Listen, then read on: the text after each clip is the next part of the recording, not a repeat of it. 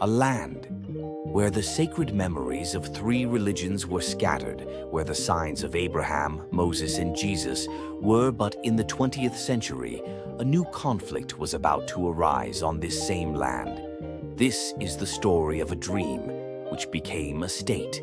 This is the story of the coming into being of Israel. You are watching War History Channel. Please like and subscribe and commutes. In the late 19th century, the Jews of Europe were the victims of intense hatred, discrimination, and oppression.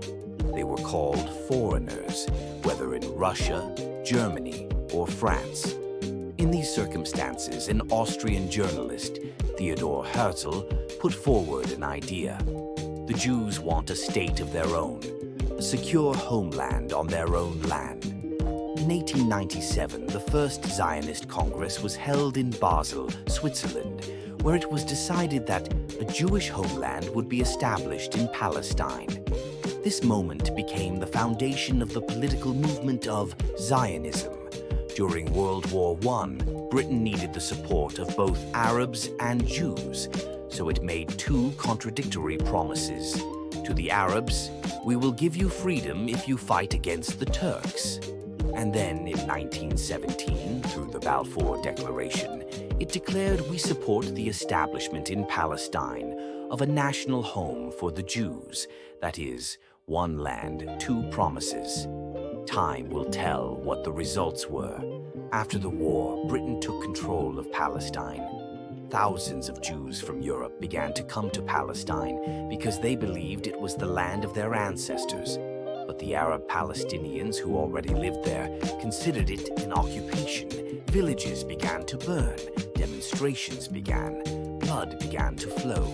From 1936 to 1939, the Arab revolt shook the entire region. But Britain was powerful. The revolt was suppressed, but the hatred remained. Then came World War II. Millions of Jews were killed by Hitler in Nazi camps, in gas chambers. The world saw this and could not remain silent. Now international sympathy turned to the Jews. Millions of refugees were homeless after the war, and once again eyes were turned to Palestine. In 1947, the United Nations proposed a plan. Palestine should be divided into two states, a Jewish state, Israel, and an Arab state, Palestine.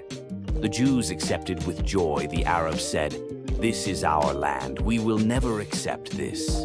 Thus, hearts were divided even before the partition. On May 14, 1948, David Ben-Gurion declared, "Israel is now an independent state." The day after this declaration, Egypt, Syria, Jordan, Lebanon, and Iraq attacked Israel. The first Arab-Israeli war began. Israel won the war in a stunning victory. About 700,000 Palestinians were displaced from their homes. This was the Nakba, the catastrophe, the beginning of the catastrophe for the Palestinians. The world recognized Israel, but the Palestinians were left homeless, imprisoned in refugee camps. The land that had been theirs yesterday was now erased from their maps.